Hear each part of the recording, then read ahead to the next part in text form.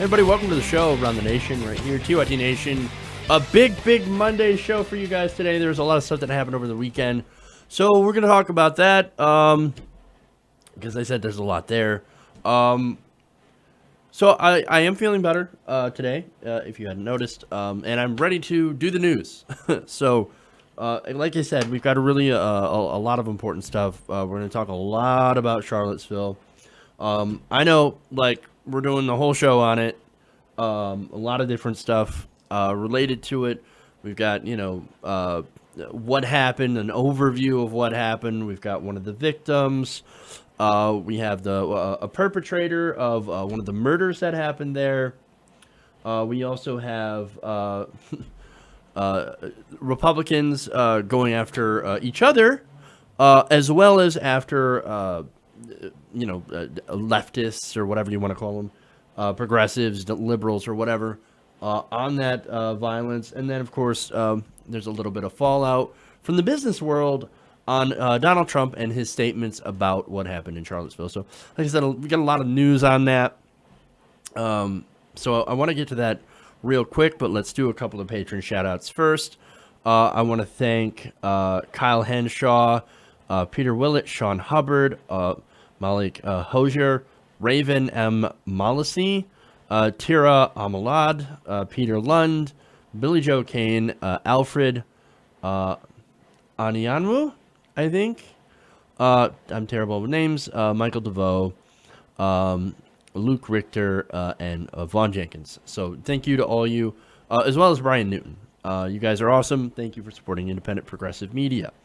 All right. So, like I said, we got a lot of show, so I want to get right to it. But before I do so, I want to remind everybody you can tweet me at hashtag TYTNation, or you can use the super chat if you want me to read your comment on air. All right, everybody, let's get into it.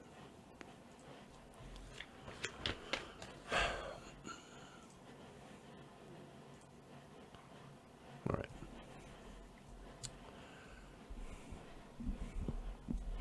Now, over the weekend, hundreds of white supremacists, neo-Nazis, and alt-righters, as well as counter-protesters, descended on Charlottesville, Virginia. Now, widespread clashes, of course, were reported between the two sides, ending with at least 34 people injured and 1 dead. Now, Governor McAuliffe, who was, of course, governor of Virginia, declared a state of emergency due to what happened, to all the different violence. So there was some fist fights, and, of course, there was a murder that we'll talk about later on. But basically, here we have in America literal Nazis out marching out in force. They were doing a Unite the Right rally. I guess that was the name of the rally, and I guess they need to.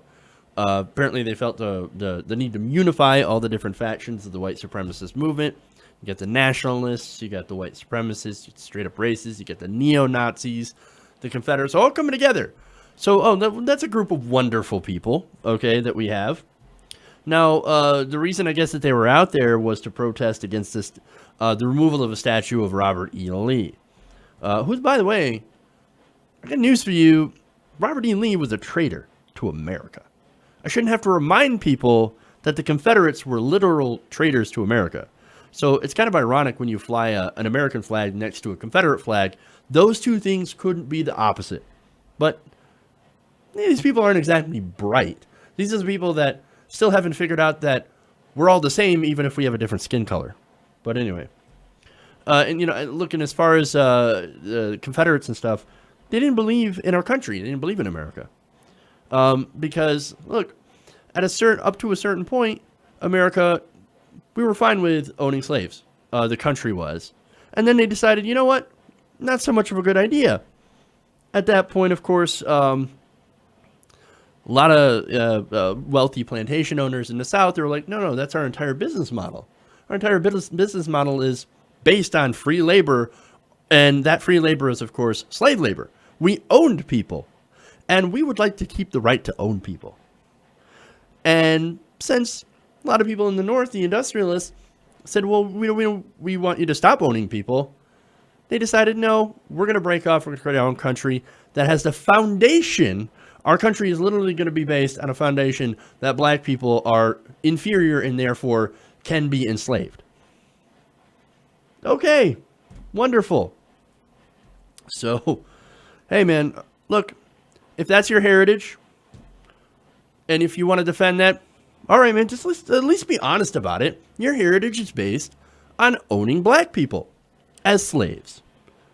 Be honest. Be honest. That's all I ask. Look, alt-right is just another word for white nationalists.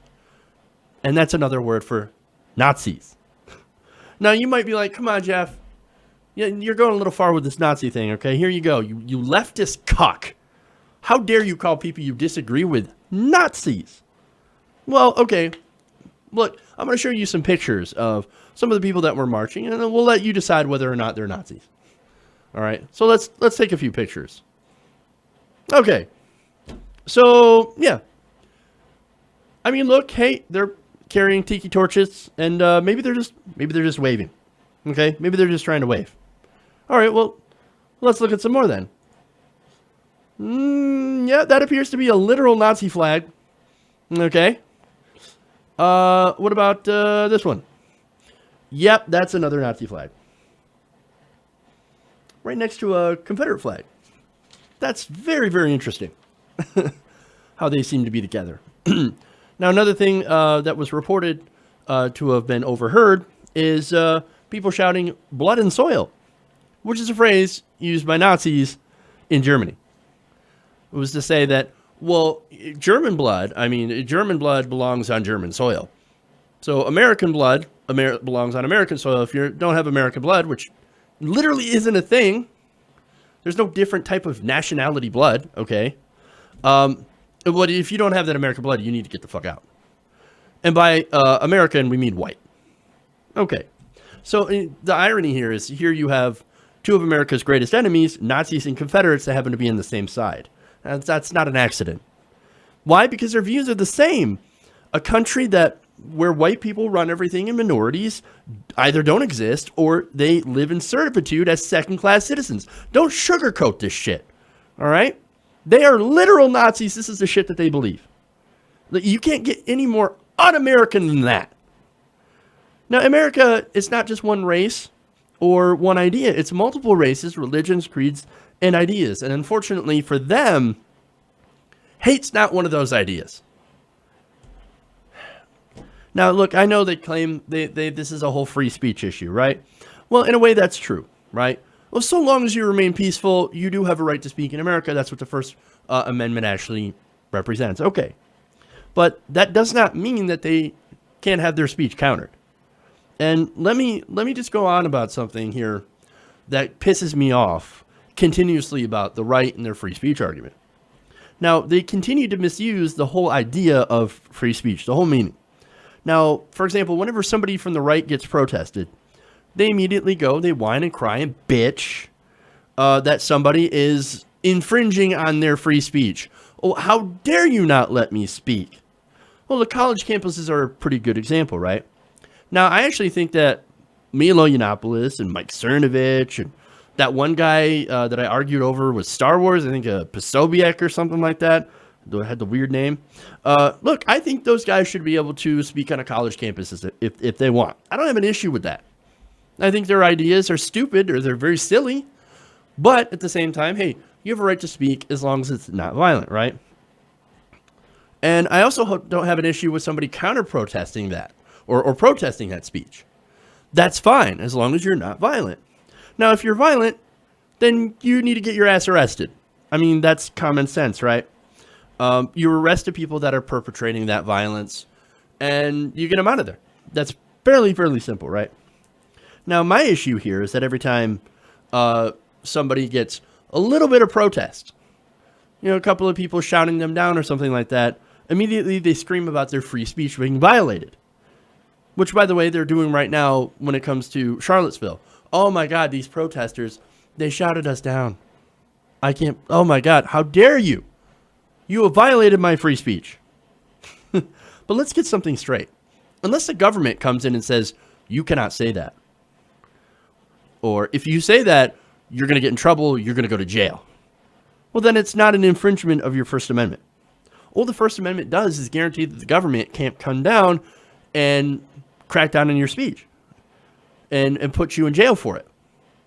That's it. It says nothing about your feelings. So you guys on the right, you get your feelings hurt when somebody protests you. Oh, sad. But you know what? You're not protected against getting your feelings hurt. Okay? It doesn't protect your speech from other people, other citizens. It just protects your speech from the government. Okay?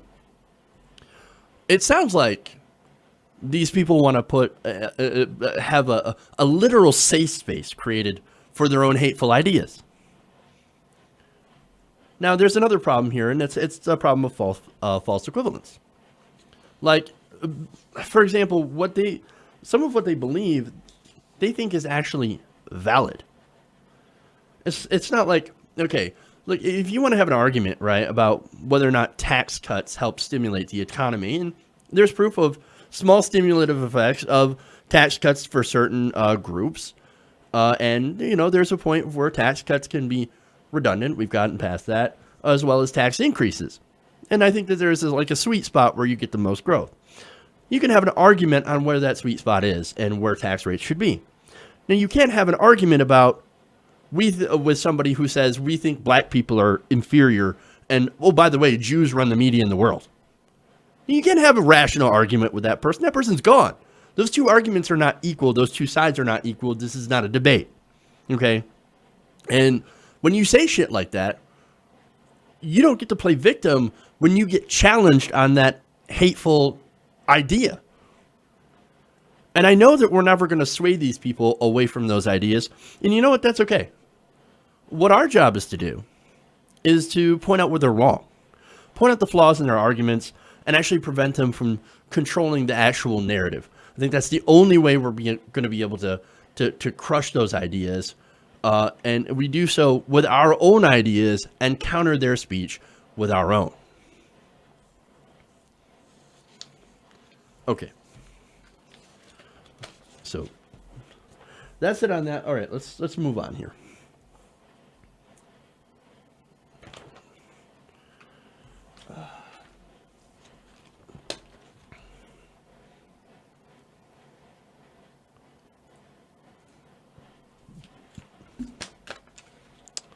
All right.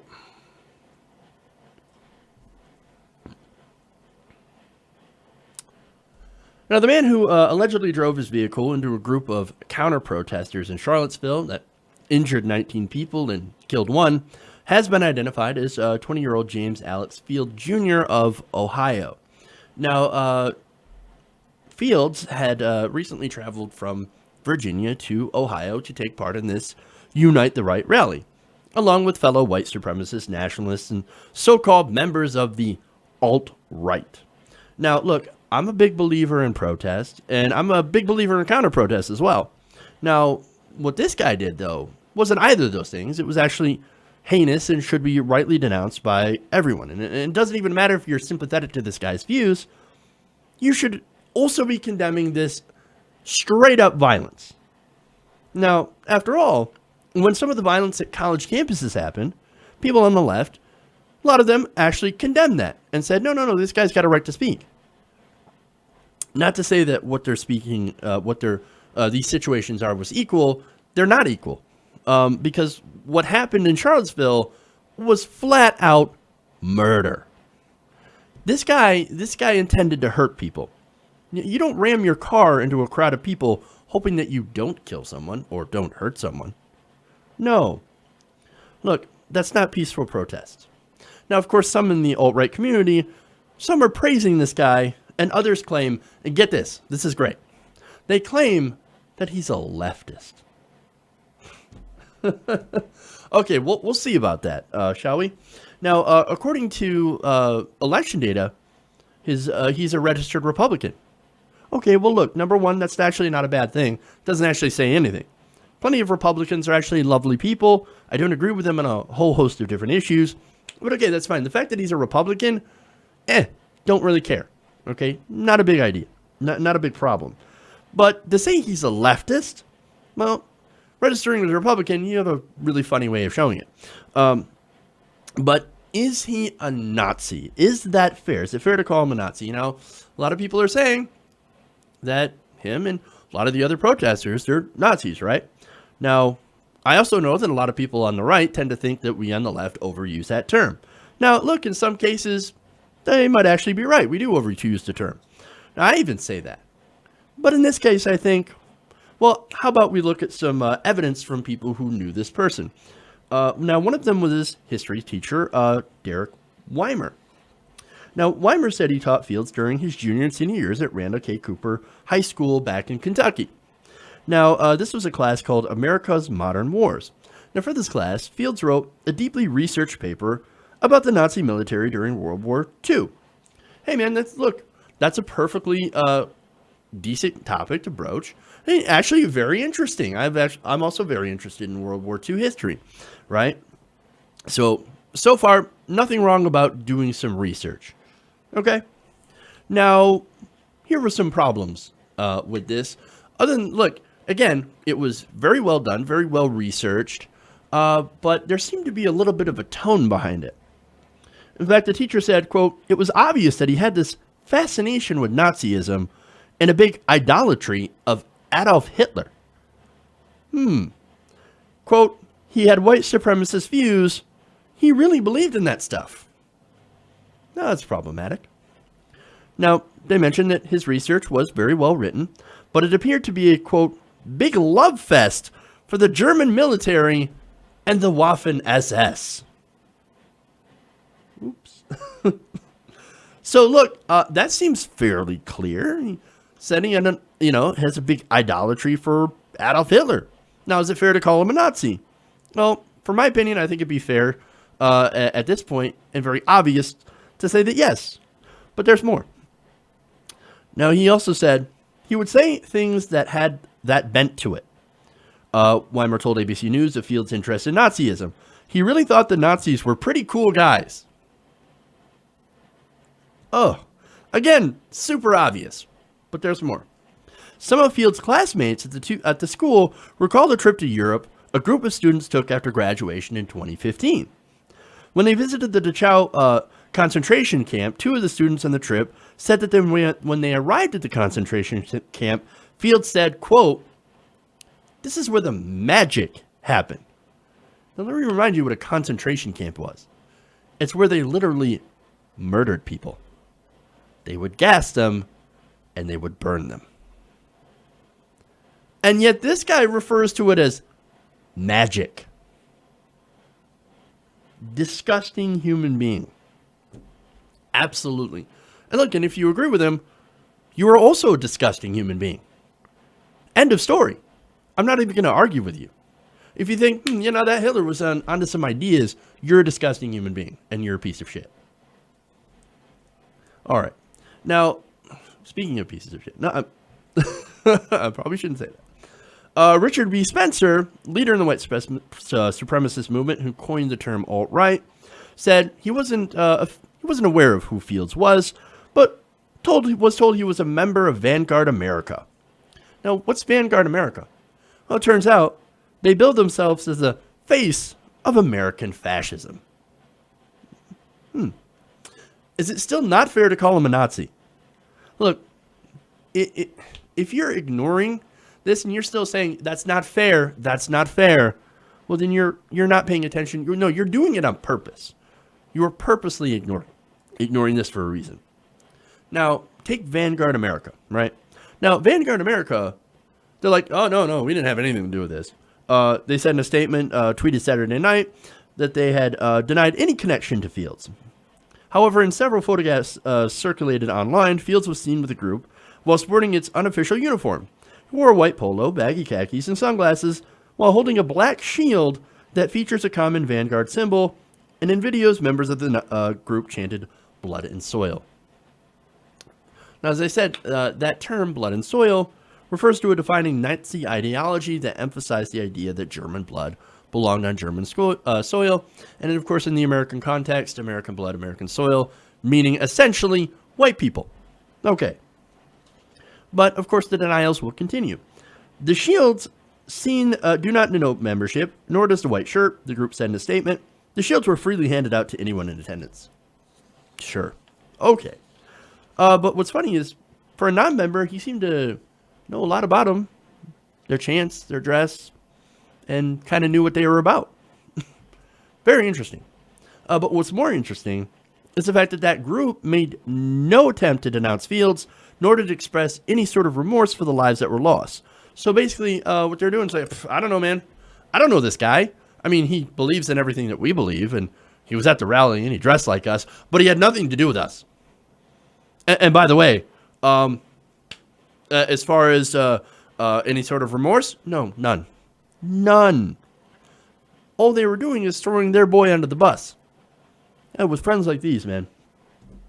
And look, he might not have been a member of the group, but certainly it seems very clear that he agrees a lot with them. So, look, some people on the left, and this frustrates me every time, we're having a discussion on whether or not we should call them Nazis. For me, well, we're pretty well past that, I think. Let's call them what they are. They have revealed their true face. Fascism has come to America. Well, actually, it's been here for a very long time, but now it's been empowered. Okay?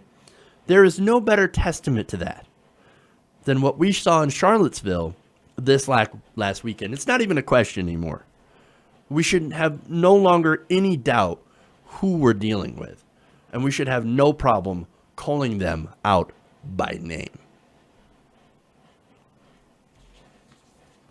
Okay.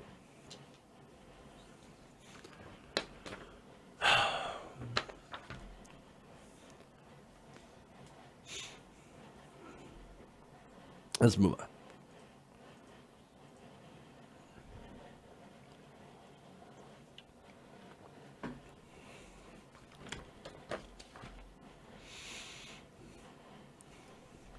Now, over the weekend, violence in Virginia took the life of a young woman. Now, her name was Heather Heyer, and she was described by some of her friends as a very passionate advocate for the disenfranchised, who was often moved to tears by the world's injustices. Now, I happen to know a little bit about injustice. I cover it all the time on the show, and we talk about it, and what we try to do here is we try to fight against that injustice.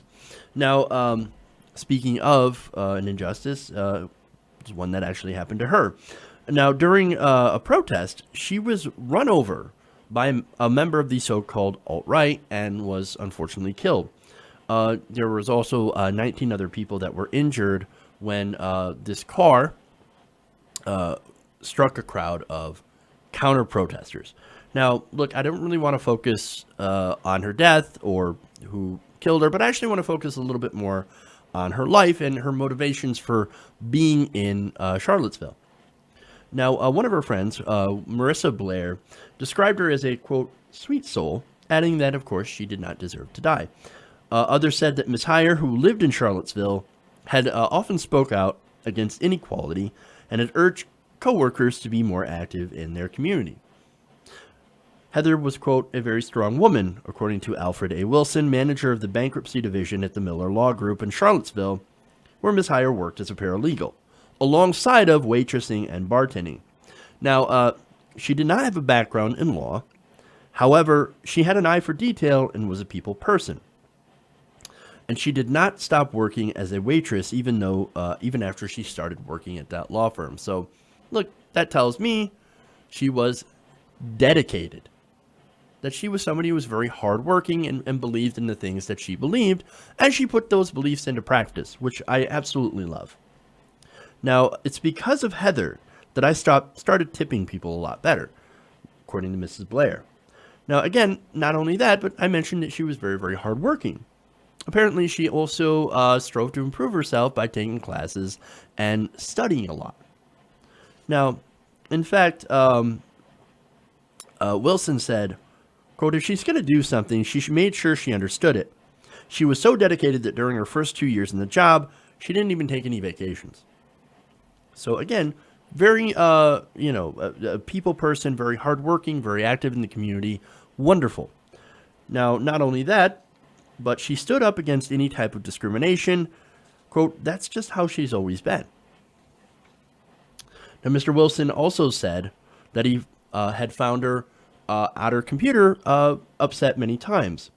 Quote, Heather being Heather has seen something on Facebook or read something in the news and realize someone has been mistreated and gets upset.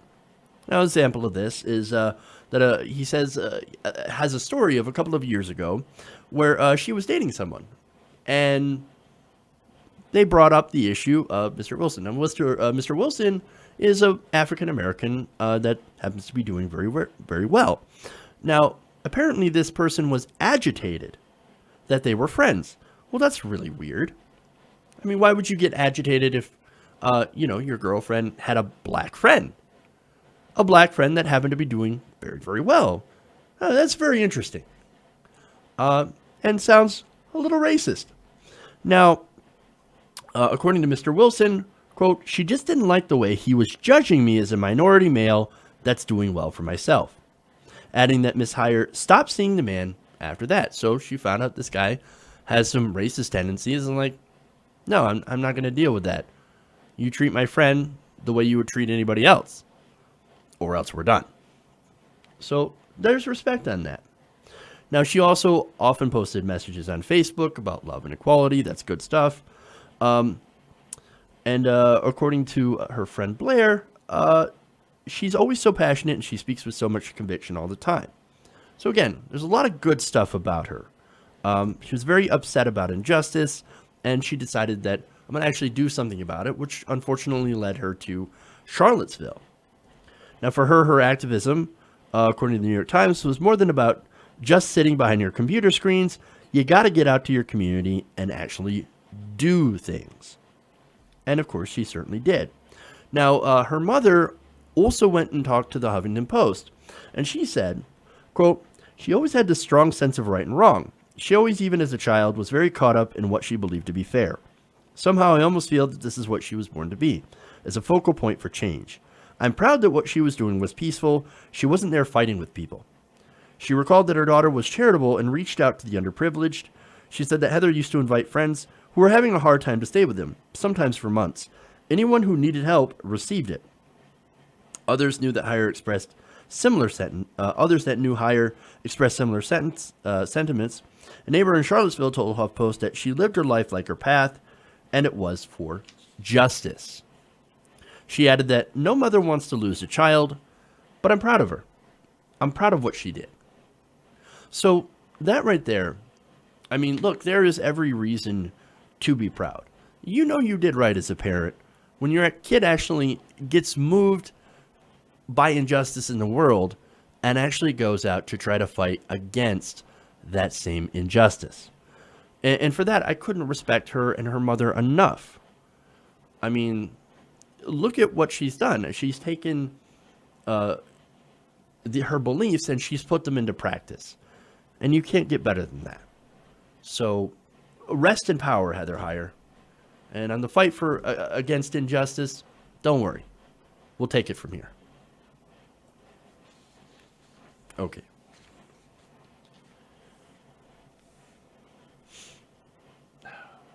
All right, let's move on here.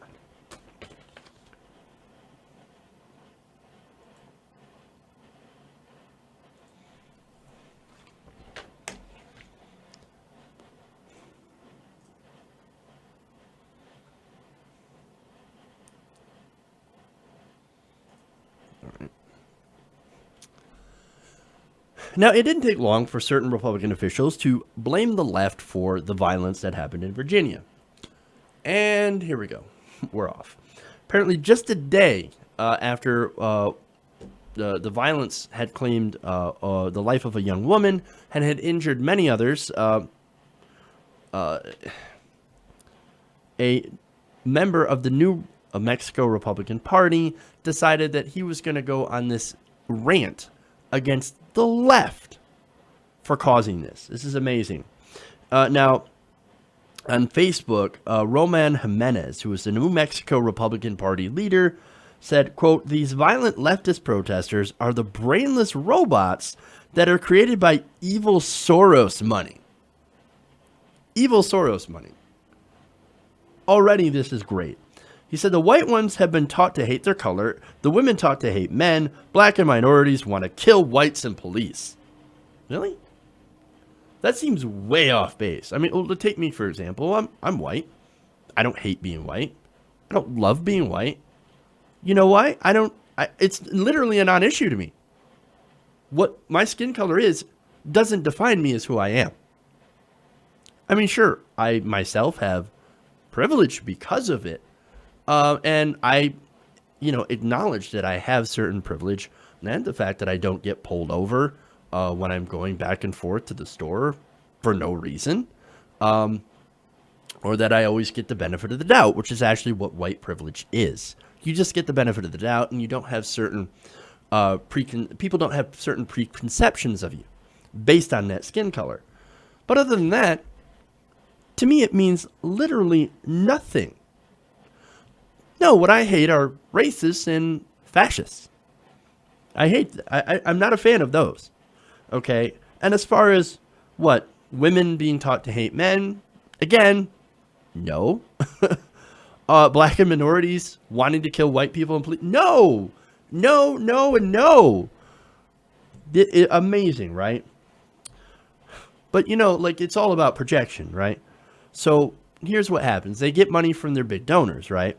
And they do so, and when they get the money, they're getting paid to distract us from the real issues, so that the rich and powerful, when we're fighting, it makes it easier for them to pick our pockets. Okay. But anyway, he's going to continue. And again, watch out for this massive projection. Quote, they then have the audacity to call conservatives racist. Their own racism, hate, and violence has created a divide among those that refuse to be bullied on anymore. Oh my God, we're the victims here. We on the right, we are being bullied so much. I'm sorry. Do you need a safe space? I see that your snowflake is starting to melt. Are you going to be okay? But seriously, though, nobody says all conservatives are racist. There's maybe a handful of people on the left that actually believe that, but I can tell you that's not true. Now, but what is true is that a lot of racists just happen to also be conservatives. Not all conservatives are racist, but not a racist or conservative. Okay? Now, on that, he says, they're getting exactly what they asked for, the leftists are, a segregated society of groups that they've created and even labeled themselves. This is ridiculous. Okay, look, you want to talk about segregation? Okay, that's ironic, coming from, again, somebody who's, well, maybe not him personally in his personal life, but from a party who practiced racial segregation. But anyway, if you want to make an argument that liberal or that neoliberal policies have led to gentrified neighborhoods of rich liberals who are primarily white, well, we can have that conversation. That's a very good conversation to have. Or that maybe liberal Hollywood has an issue with representation of minority groups. Turns out they're not represented in Hollywood and movies, TV shows, all that stuff. That's another fair conversation to have. It's another fair thing to point out. So yes, there is some racial issues when it comes to housing, when it comes to careers, when it comes to television and movies, all that stuff. That's a fair conversation. But I don't necessarily think that's the direction in which he's going. He's literally projecting all the racist bullshit that the extreme right does onto liberals, which is insane. Now, in response to the firestorm of criticism that followed him on social media, the county GOP wrote in a Facebook comment that the post wasn't actually about the events in Charlottesville. He said, quote, I'm speaking about leftist violence across the country. Murder by anyone is inexcusable. Now, that comment was, of course, issued under the party's name, so you couldn't tell it was Jimenez. So he was using the official Facebook account of the party. In another comment, they wrote, of course I condemn white supremacists and knee-associated violence, just like the left to get all riled up and violent over something taken completely out of context. Now, interestingly enough, somebody probably was like, what the fuck are you writing? No, get rid of it. That post was immediately deleted. Get it off. Go. Delete. What are you doing? You're not going to go, no, don't say that kind of stuff. Why? Because it's horrible. That's why. But of course, okay. So let's talk about the leftist violence, right? Okay. It does happen. Let's be fair about that. And whenever it does happen, people on the left are outraged. However, the level of left versus right violence is actually not comparable. In fact, there's a new report out here. Actually, there's an old report and there's a new report. The old report, of course, is that right-wing domestic terrorism has actually killed more people in America on American soil than Islamic terrorism. You don't believe me? Look up the numbers, right? But there was also another new report that just came out from the FBI and the Department of Homeland Security. Now, they had warned of the likelihood of white supremacist groups would continue to pose a threat of lethal violence over the next year. In an unclassified joint intelligence bulletin obtained by Foreign Policy, titled "White Supremacist Extremism Poses Persistent Threat of Lethal Violence," that's fairly clear, the FBI and DHS reviewed lethal and potentially lethal incidents of violence committed by white supremacists by between 2000 to 2016. So this is fairly recent. The FBI and DHS concluded that violence in 2017 would likely continue to be spontaneous and involve targets of opportunity, but did not rule out the possibility of plot-derived mass casualty violence. So basically what they're doing is that they're warning that, hey man, we've had a lot of white supremacist activity over the past 16 years, and it's going to get worse. It's going to get much worse, and we're not ruling out a much broader plot. That's very dangerous. Now, look, that's not because all Republicans are evil and violent. Again, I'm not going to paint with a broad brush here. Unlike this guy. And this guy's like, oh, all leftists taking the Soros money and, being all violent with it. No, I'm not going to paint old conservatives. A lot of conservatives I know are very lovely people and abhor violence. But nonetheless, that said, okay, I'm going to say something a little controversial. There are certain traits that conservatives have that do make them a little bit more prone to violence or prone to acting out. Number one, fear. If you're afraid of something, of course you're going to lash out, right? And fear of the other, for example, is a huge trait of the right. Now, when people are afraid of, because they keep being told that the lefties are coming after their freedoms, they're coming after their guns, then what do you expect? Of course you're going to have people overreact. And then, of course, there's a violent rhetoric on the fringe right against minorities and again, liberals, right? Now, to their credit, the state GOP, in its own Facebook post, wrote an issue condemning Jimenez's remarks on Sunday evening. Now, they said the Republican Party of New Mexico fully repudiates the statement made by Roman Jimenez, which does not reflect the views of the Republican Party of New Mexico or the Republican Party of Dona Ana County. Now, this is now state GOP Chairman Ryan Cangliosi said he also tweeted out that he was praying for the victims of violence in Charlottesville. Now, other Republicans were also very swift to come after him. Former Bernalillo County Sheriff Darren White, who's a Republican who called on Jimenez to resign, said, "What the hell was he talking about if not Charlottesville?"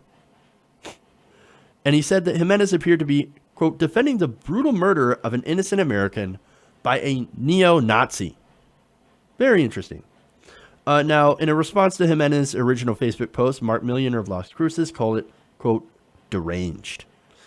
Are you deliberately trying to run off the last few thinking conservatives? This is a prime example of why I am now a libertarian. So here's the thing, right?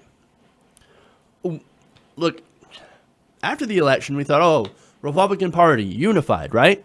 And the Democrats are a disaster. Well, the Democrats are a disaster, but the Republican Party is also a disaster. So right now what we have is a conflict between the mainstream Republican Party and its most extreme elements. And the most extreme elements have unfortunately taken over most of the leadership, and they're also the loudest voice. So I don't believe, like I said, that old conservatives are racist. That's naivete at best, right? But I do believe that they haven't spoken up enough against the people who are. They haven't spoke up. They haven't spoke out. They haven't really resisted against it because, hey, man, it's more important that we win elections. It's more important that we beat Hillary. It's more important that we beat the Democrats at the polls. So we're just going to ignore the racists that are starting to basically drown out the rest of us. Now, we all love tax cuts, right? But unfortunately, they're and again, that's the Republicans. They love their tax cuts. And a lot of them, unfortunately, seem to be putting that or, their stances on pro-life issues, for example, above combating the racism in their own party. And that's problematic at best. Okay? So, and unfortunately, because of that, they let the worst of them bubble up to the top. And let's be honest, a lot of the politicians were elected because of that. Some of them really like to pander to the racist vote. It's not because they necessarily agree with it, but because the racist vote is actually very reliable. Now, and it used to be much, much bigger. Now, let me ask you a question. If racism wasn't a factor, then why did the two of the last RNC chair people apologize for using the Southern strategy, which that strategy was about reaching out to the racists in order to get their vote? So there is that racist base, and it's up to the Republican Party to start policing their own. Now, if you're a conservative and you feel like, hey, man, these people don't represent me, well, then you need to say something. You need to fight back. You need to protest. You need to speak up. We need to know that you exist and that you're the majority in your party. Don't just be like, it's better, better that we have a super racist Republican than a Democrat in office. Because look, it's not even about the politics anymore. It's about whether or not you're a supporter of hate and racism and fascism. That's the problem here. And you do have a responsibility, since it is in your party, to go and work on that.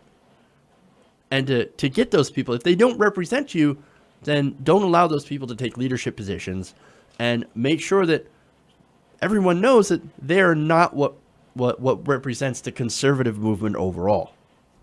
Now, these Republicans that I mentioned, they actually did. And I hope more of them will continue to follow. More Republicans need to take a stand against the bullshit in their own party. And I hope, like I said, I continue to hope against hope that they eventually will, followed by most of the rest of the Republicans. We'll see if that happens. But again, I will hope to see that happen. All right, I'm going to take a quick break here. We'll be back with the rest of the show. Got one more story, so stay right here. Oh, and make sure to use the hashtag TYTNation if you want to message me during the show. I'll read your tweets on here. All right, we'll be right back.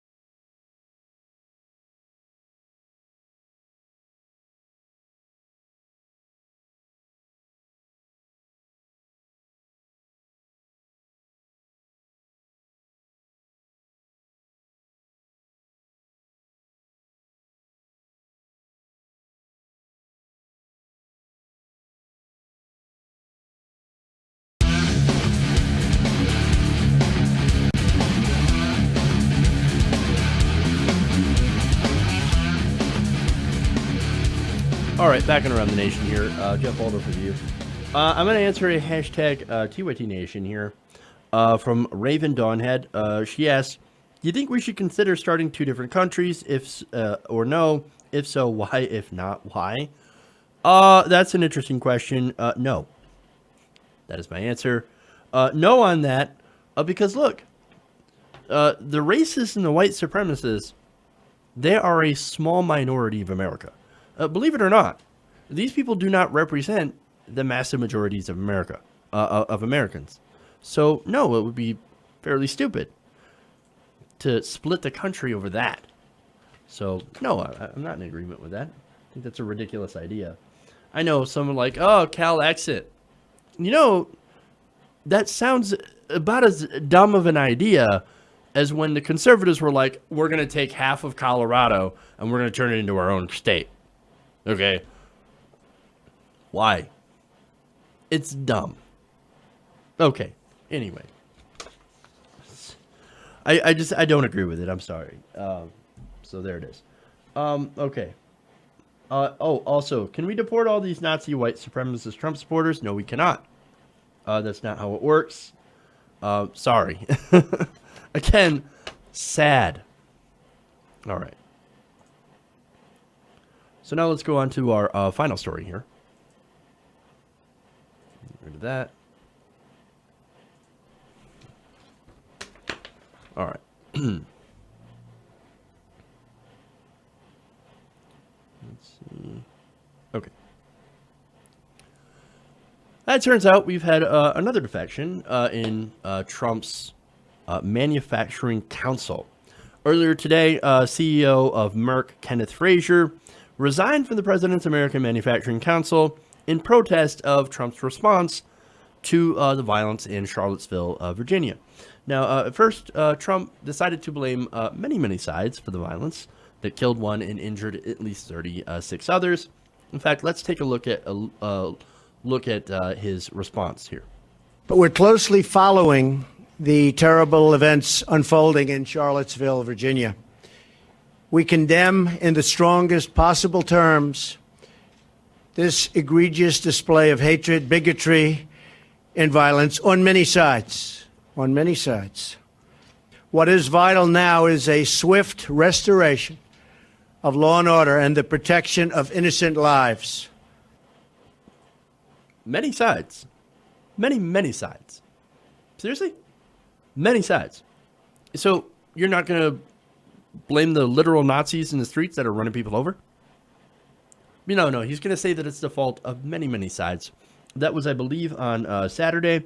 Now, in response, of course, to that super weak sauce statement on that, Ken Frazier, after announcing his resignation, tweeted out, as CEO of Merck and as a matter of personal conscience, I feel a responsibility to take a stand against intolerance and extremism. So, that's his tweet.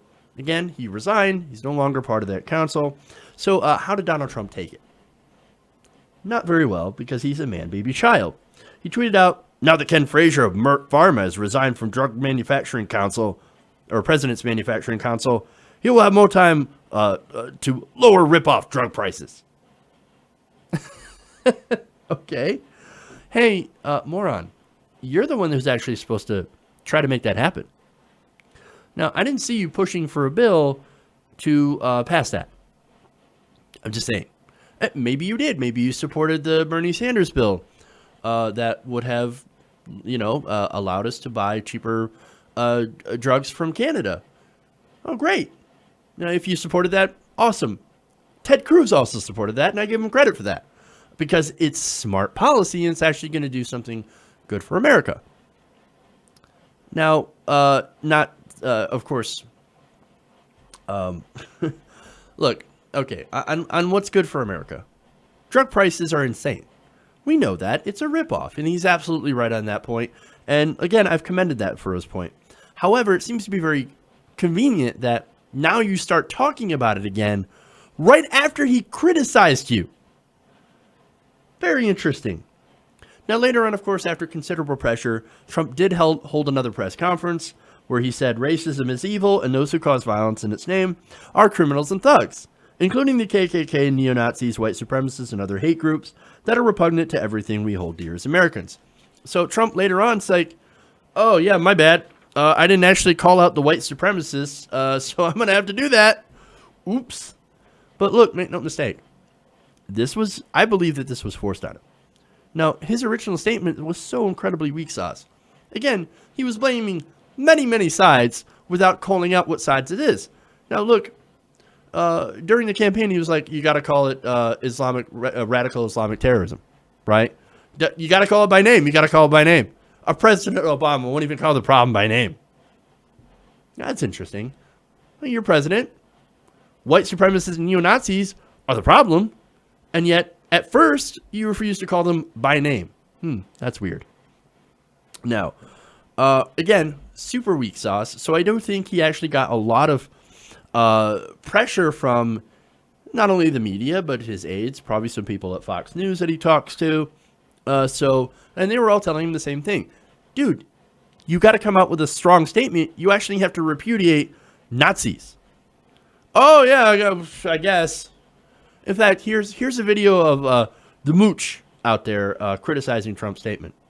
Yesterday. If you were White House Communications Director yesterday, would you advise he give that statement? Well, I wouldn't have recommended that statement. I think he needed to be much harsher as it related to the white supremacists and the nature of that. I applaud General McMaster for calling it out for what it is. It's actually terrorism, and whether it's domestic or international terrorism, with the moral authority of the presidency, you have to call that stuff out. But the question is why?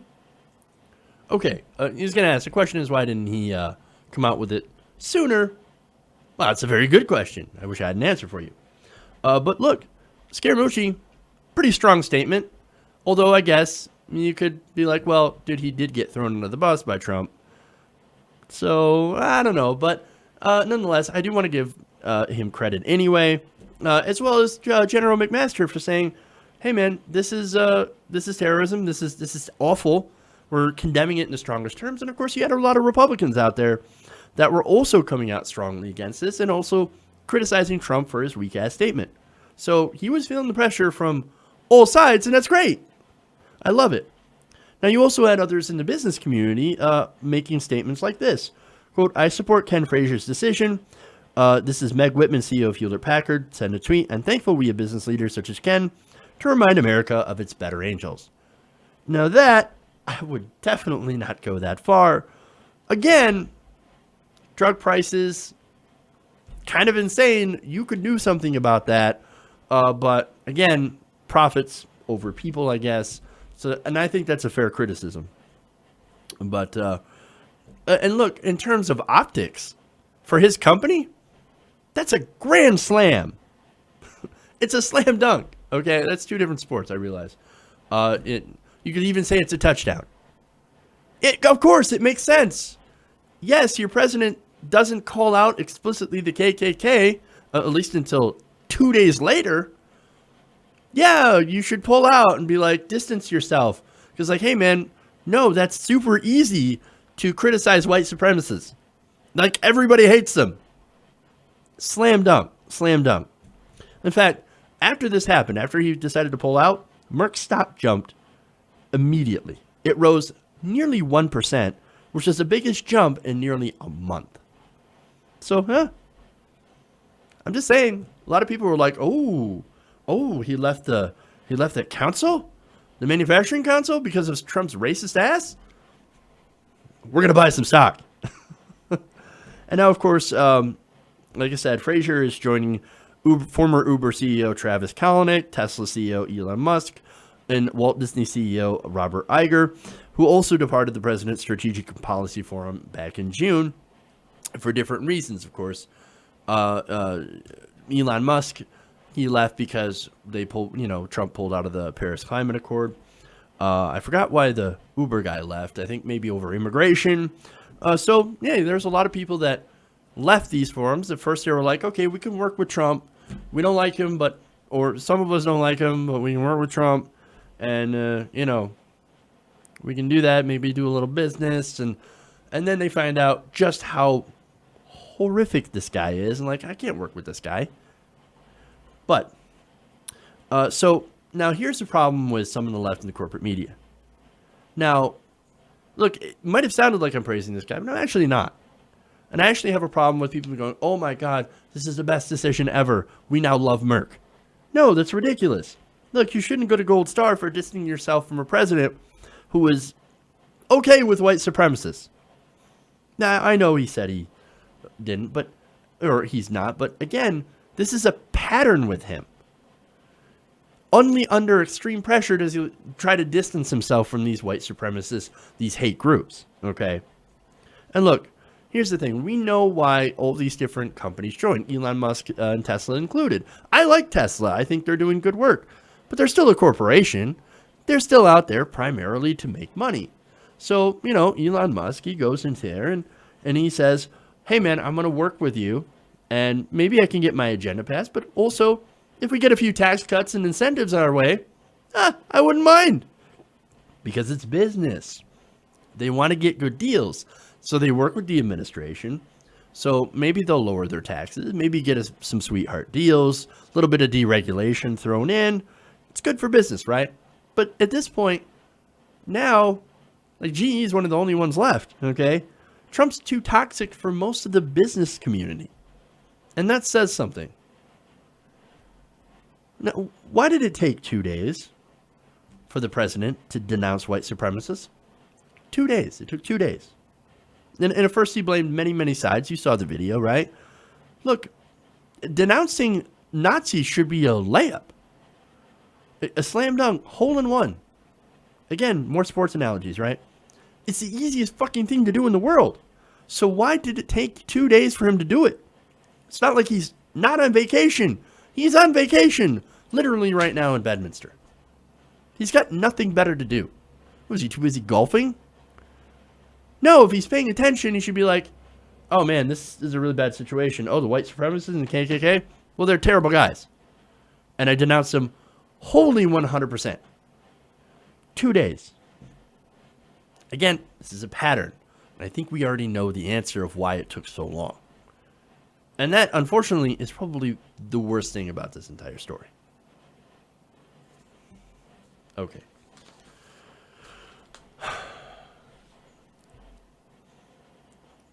That's it. I promise we'll have some different themed stories tomorrow. We'll get back to some of the normal kind of stuff. But again, this was super, super important, I think, to cover. So anyway, that's all we got.